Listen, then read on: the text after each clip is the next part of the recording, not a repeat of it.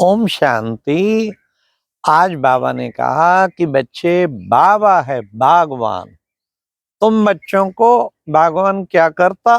तुम बच्चों को कांटों से फूल बनाता है। इसलिए बच्चे पुकारते हैं, हे पतित पावन आओ। तो पतितों को आके पावन बनाने का कार्य कर रहा है। तुम बच्चों को भी पतितों को पावन बनाने की सर्विस करनी है।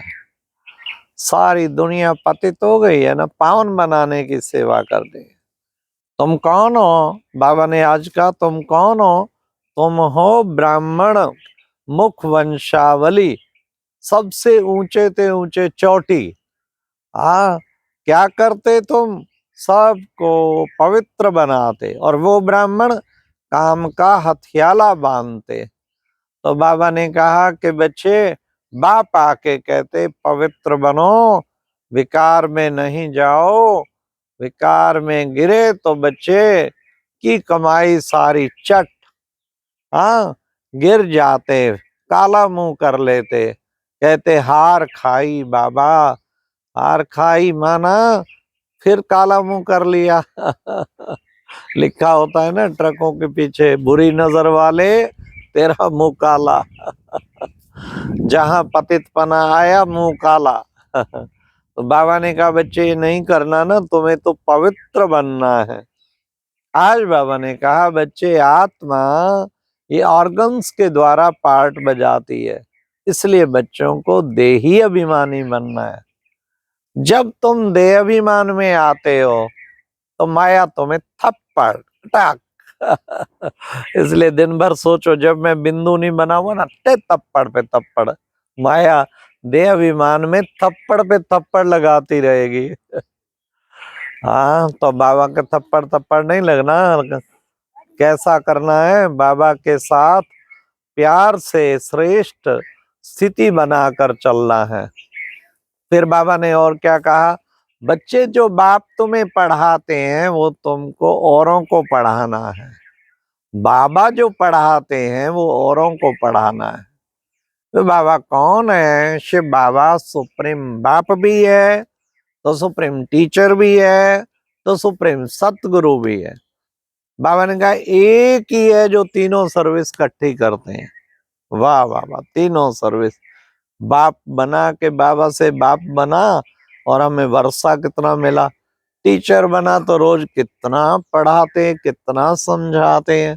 सतगुरु बन के तो वरदानों की वर्षा कर देते हैं। फिर बाबा ने कहा कि बच्चे, शिव बाबा संगम युग पे, कहते युगे युगे आता, संभामी युगे युगे। उसका क्या मतलब है? अर्थात कलयुग और सतयुग के संगम पर, हर एक युग में नहीं, कलयुग और सतयुग के संगम पर। बच्चे, उसकी यादगार देखो, शिवरात्रि मनाई जाती। जरूर शिव बाबा आया तभी तो रात्रि मनाई जाती। आज बाबा ने कहा, बच्चे, आधा है दिन, आधी है रात। तुम ब्राह्मणों का दिन, फिर तुम ब्राह्मणों की रात। तो 5 विकारों की रात, इसी यादगार में शिवरात्रि मनाई जाती। अर्थात शिव बाबा जब विकारों की रात्रि को खत्म करने के लिए आते हैं तो शिवरात्रि मनाई जाती। फिर बाबा ने कहा कि बच्चे देखो, ये माया जो है ना, बहुत दुस्तर है। हाँ, थप्पड़ मार के गिरा देती है बच्चे।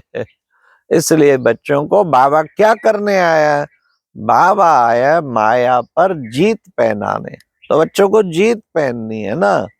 माया क्या कराती है? माया गफलत करा के बाप की याद को भुला देती है। गफलत, अलबेलापन ले आती है, और फिर बाबा की याद भूल जाती है। इसलिए बच्चों को बाबा की याद को कभी नहीं भूलना चाहिए। फिर बाबा ने कहा, बच्चों को दैवी गुण धारण करने और कराने से तुम बच्चे उच्च पद पाएंगे। तो दैवी गुण धारण करने भी है और कराने भी है। जितना दैवी गुण धारण करेंगे, कराएंगे, उतना ही उच्च पद पाएंगे। आज बाबा ने कहा, बच्चे, पवित्र आत्मा बने बिना शांति धाम में जा नहीं सकते, वापस घर जा नहीं सकते। पवित्र आत्मा बन जाती है फिर वापस जाते हैं। और बाबा ने ये भी कहा कि बच्चे बाबा क्या करने आए, तमो प्रधान से सतो प्रधान बनाने। फिर बाबा ने कहा कि बच्चे अब तुमको घर जाना है। कहाँ जाना है? शांति धाम में जाना है। शांति धाम को ही मुक्ति धाम, निर्वाण धाम भी कहा जाता है। बस बच्चों को अब धुन है, अब हमको घर जाना है, अब घर जाना है, अब घर जाना है और फिर आना है, सतयुग में आना है। फिर बाबा ने कहा कि बच्चे पिछाड़ी में आत्माएं सब सजाएं खा खा कर फिर वापस जाती हैं।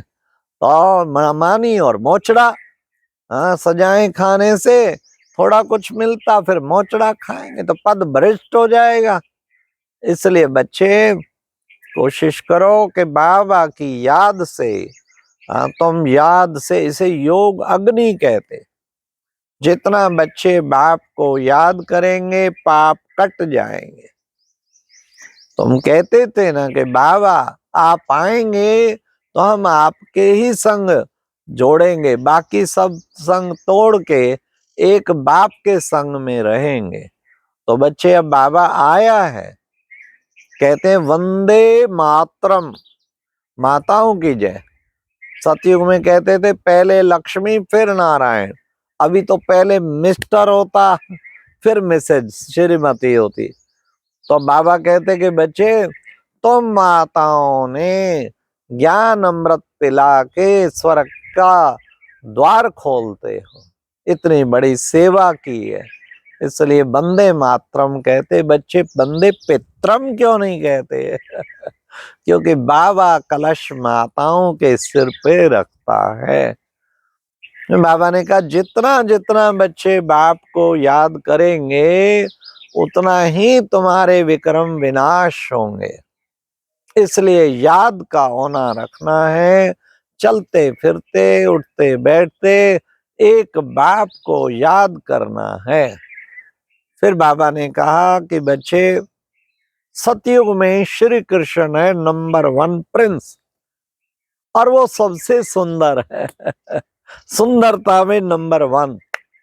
तो बाबा ने उससे भी ऊपर बात कर दी कि बच्चे जो शिव बाबा है वो तो एवर सुंदर, हाँ, इसलिए बच्चे वो खुद एवर सुंदर है, तुम सब आत्माओं को भी सुंदर बनाता है।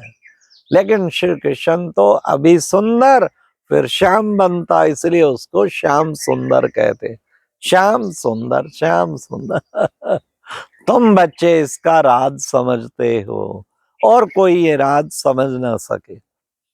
आज बाबा ने वरदान में भी कहा कि बच्चे बाबा तुम्हें कितना देखो इन बेहद के साधनों को यूज करते हुए, न्यारे और प्यारे रहने वाले बेहद की वैरागी भाव, बेहद के साधनों को यूज करते कमल पुष्प समान न्यारे और प्यारे रहने वाले बेहद के वैरागी।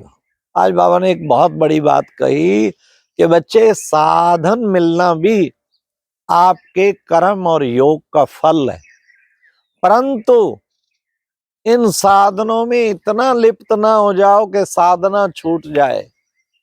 कईयों की मुरली छूट जाती, क्यों? मोबाइल पे आ रही है, अब क्या करना, टीवी पे आ रही है, साधन मिल गया ना तो साधना छूट गई। साधना नहीं छूटनी चाहिए बाबा। तो बाबा ने कहा साधन भले यूज करो, सब यूज करते हुए भी बेहद के वैरागी बन के रहो, फिर तुम वास्तव में बेहद के वैरागी बनेंगे। साधनों को यूज करते हुए न्यारे और प्यारे रहो। तो ये बाबा ने आज बेहद के वैरागी की बात कही।